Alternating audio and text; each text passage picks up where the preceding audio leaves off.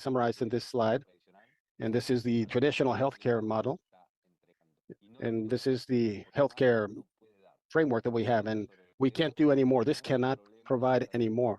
Getting back to the issue, this isn't an issue related to scarcity of resources, poor countries. It's really more an issue of poor management, which is a problem the world over.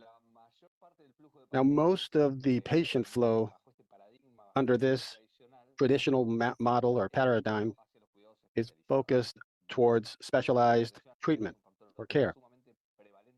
This is extremely prevalent, and it's actually increasing and on the rise. And we talk about this silent pandemic of sorts.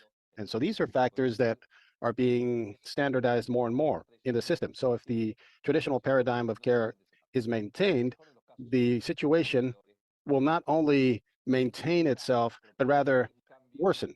That's why Hartz proposes a complete paradigm change that is completely contrary to the traditional healthcare model.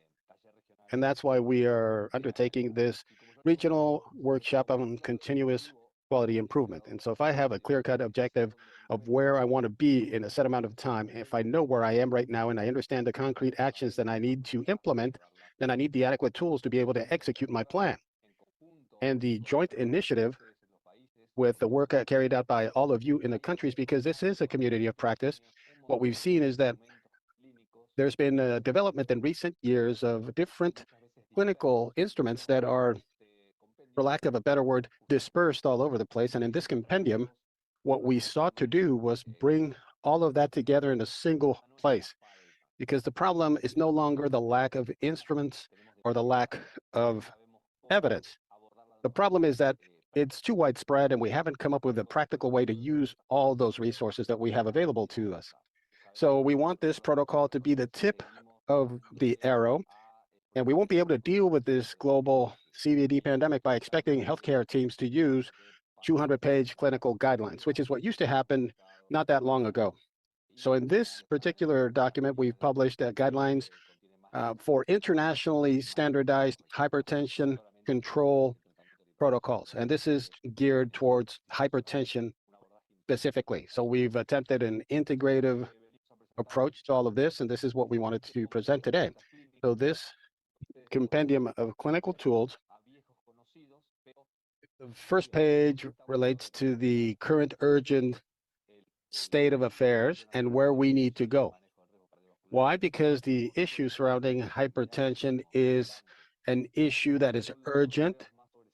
It also highlights the most outstanding problems and issues in this paradigm and what we can see as a potential solution. Instrument number 2 shows us the up-to-date poster of how to take appropriate blood pressure measurements that are accurate with patients.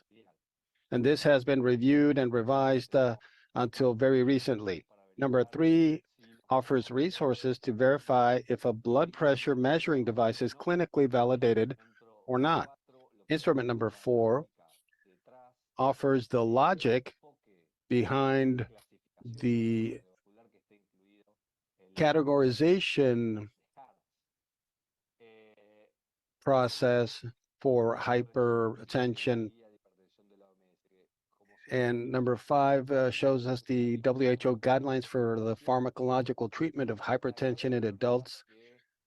And it gears most of the text to the attachments, and it summarizes all the most relevant information contained in these other pages. And so we've reduced this to 5 questions that can be used at the clinical level. The same relates to the drivers for hypertension control, as well as the recommended interventions.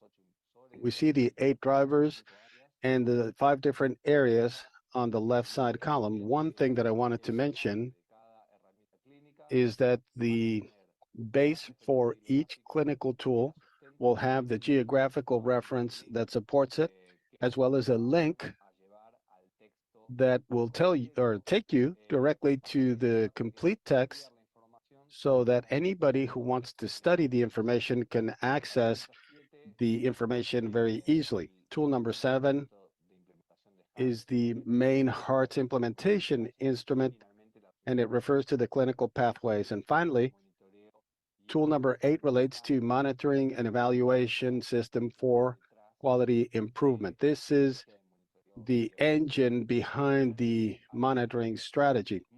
And lastly, something that has been very popular in the different countries is number 9, which relates to the coursework as well as HEARTS training and education resources that provide education and training on how to implement a HEARTS clinical pathway.